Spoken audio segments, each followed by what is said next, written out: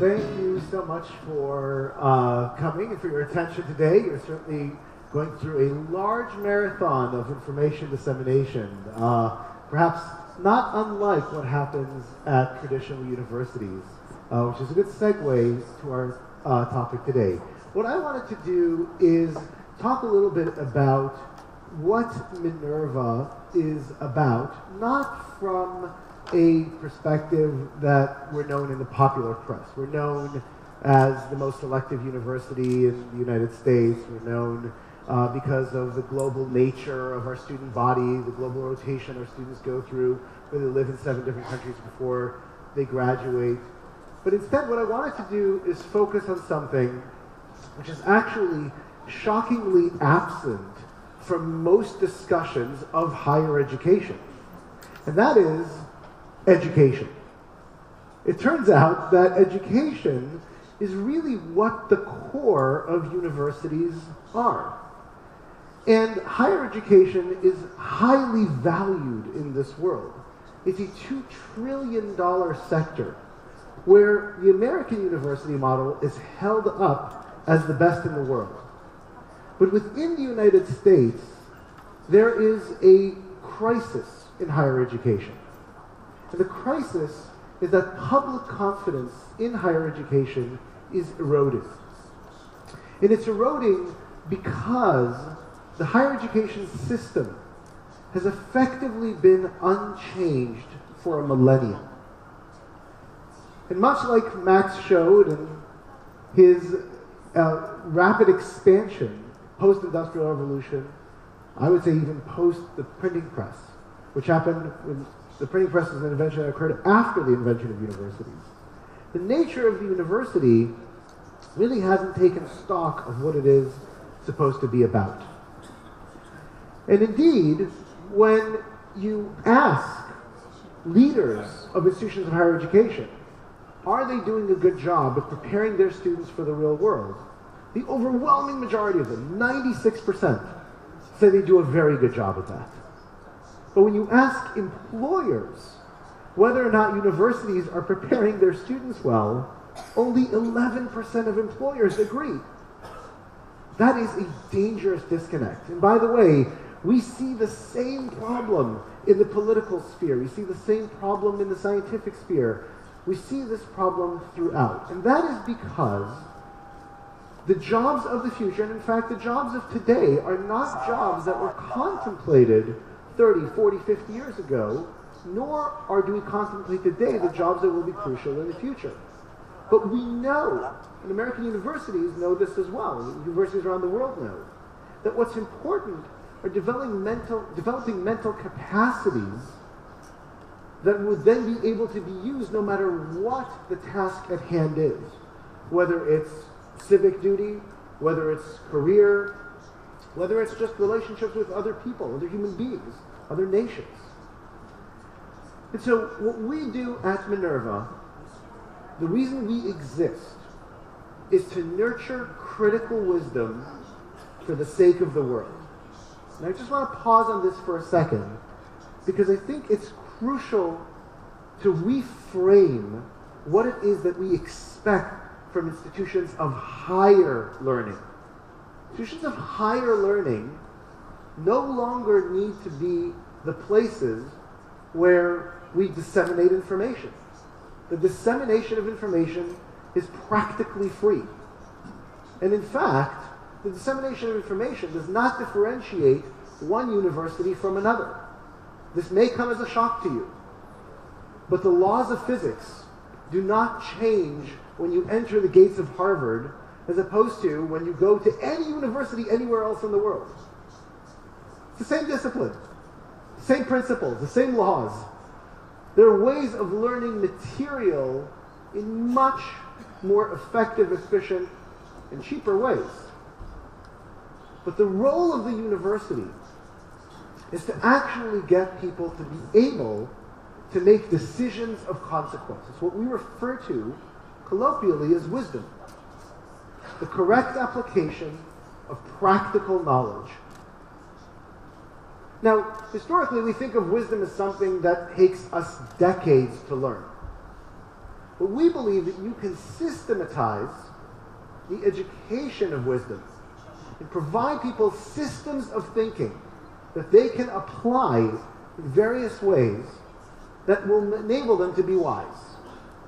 And so when we created the Minerva system, first by creating our own institutions, but really as a model for how to implement this new system of higher education, we started with thinking, what should the ultimate goals be for graduates? And wise decision-making was the first and foremost of those goals. At the same time, though, you have to know not just how to make judgments, but how to actually bring ideas to bear, and understanding where innovation is necessary and where it's not necessary, and how to innovate in a meaningful way. We understood that if you don't teach students and prepare students to be broad thinkers as opposed to narrow specialists, then you're going to have a problem integrating what occurs in the real world in various fields to make meaningful innovation or to be able to make systemic decisions. And at the same time, we needed to have students understand the idea around context. This is often thought of as being globally aware. Having a conversation in China is very different than having a conversation in the United States. Having a conversation with people from various backgrounds, socioeconomically, geographically, from a religious perspective, requires an understanding of how the world actually works. Now, the components of being able to teach these things are actually not particularly controversial. We all know them, we've all heard them.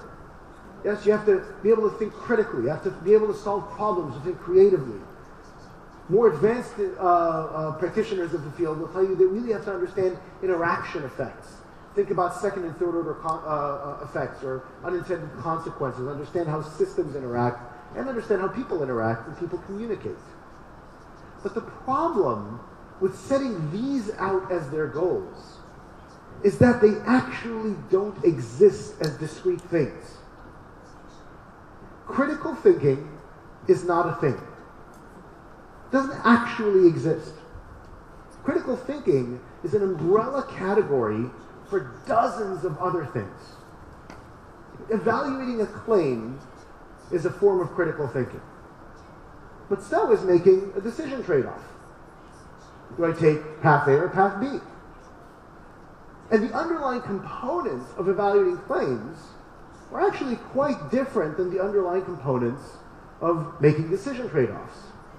And so we have systematically broken these large capacities down to about 100 component parts.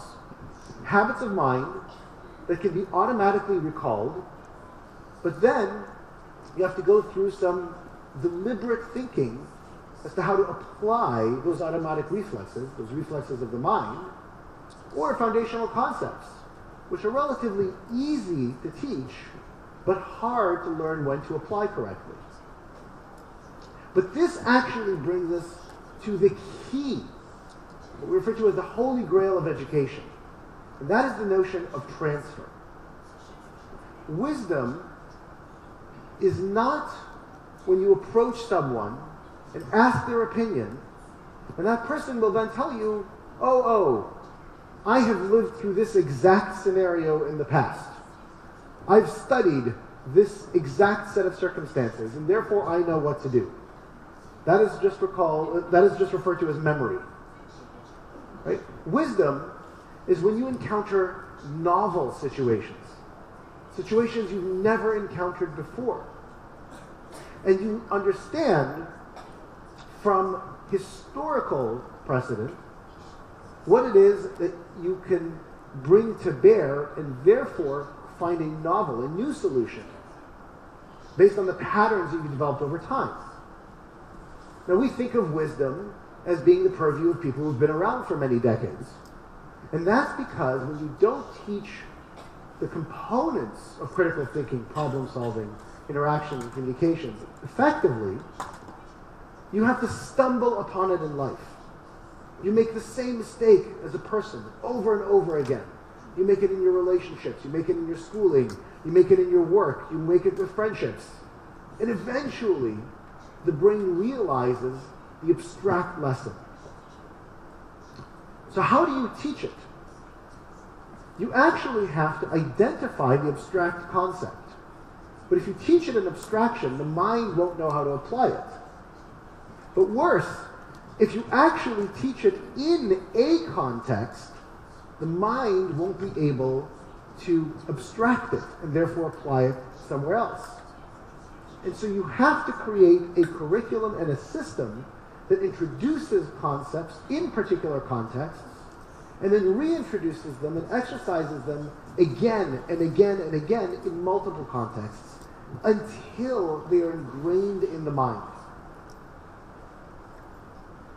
Without a structured curriculum, which is not particularly in vogue these days, there really cannot be a transferable education. It's impossible. You are merely relegating students to figuring it out on their own, to stumbling upon systemic thinking, which takes a long time, a time that we as a society, global society, cannot afford. At the same time, not only do you have to have a curriculum that structures these elements and interweaves it into the areas of specialty, major areas of study, broad explorations, etc., but you also have to have a pedagogy, a teaching methodology that ensures that students actually engage. And so what I thought I would do, if it will work, is to show you a video of how we teach. Do we have volume? Sound? What you're learning. As a Minerva student, I get to take classes from anywhere in the city. All of Minerva's classes are taught in the seminar format with a maximum of 18 students.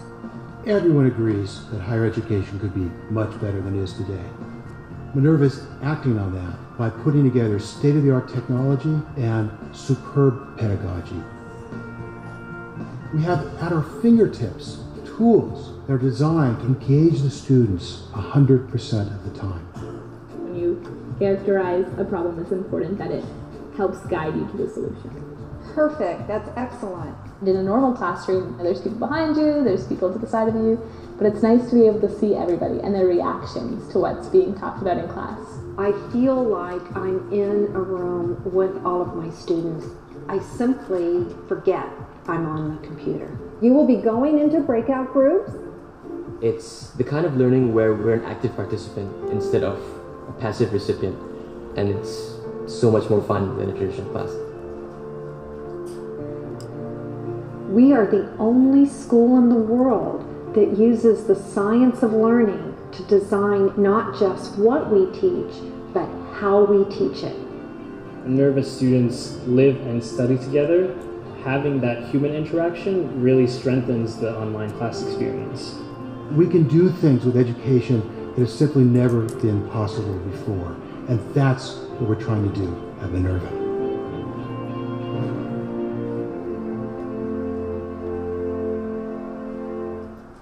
So this form of fully immersive, fully active learning is based on decades of peer-reviewed, published research that shows increased efficacy of education of at least 7 times. But let me reiterate that because it may be hard to understand.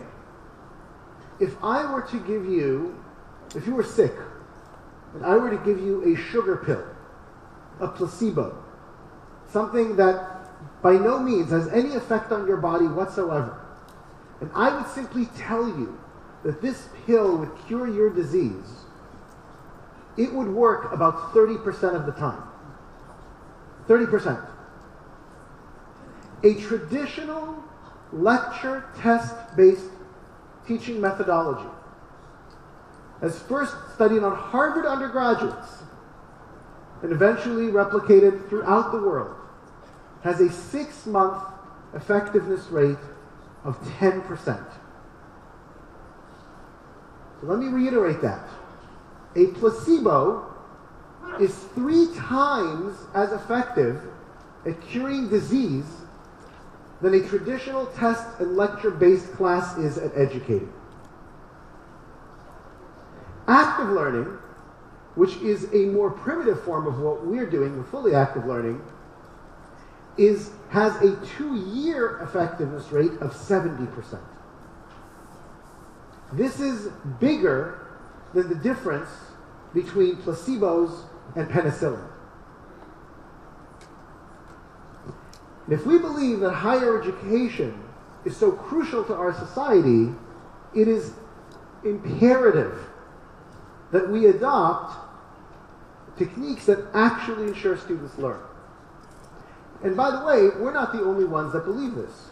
So for our little pilot school, for which we had a pilot class 4 years ago, and then had a first class 3 years ago, in 3 short years, we've received more applications than Dartmouth or MIT. Dartmouth, which is a 250-year-old Ivy League university, and MIT, which by many accounts is considered the top technology institute in the world. The demand for this kind of education is global, and it is vast. Far more importantly, when we train our students within the first year, our students can get jobs that the very best Ivy League third-year students would get, but more importantly, on the job, they outperform their counterparts that are 2 years ahead.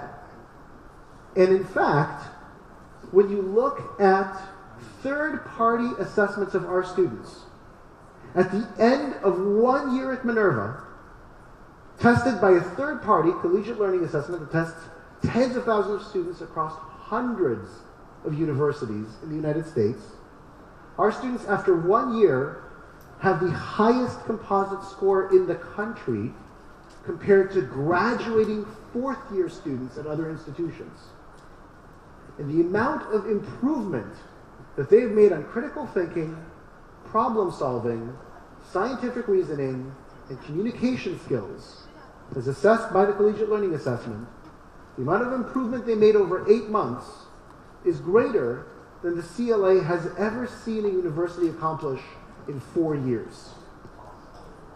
Penicillin to sugar pill.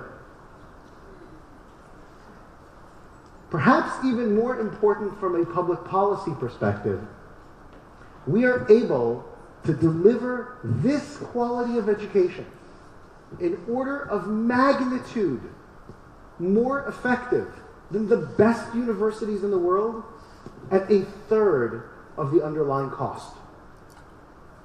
And we're working on a new technology, which we will talk about in a few months, that will bring that cost down by more than 97%.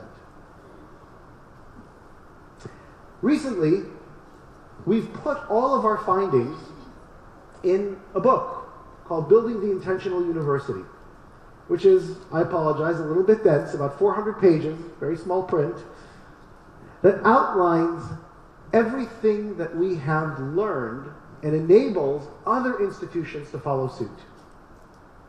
And in fact, we've taken the Minerva system and enabled other universities to not just learn from us, but also to find ways of working with us.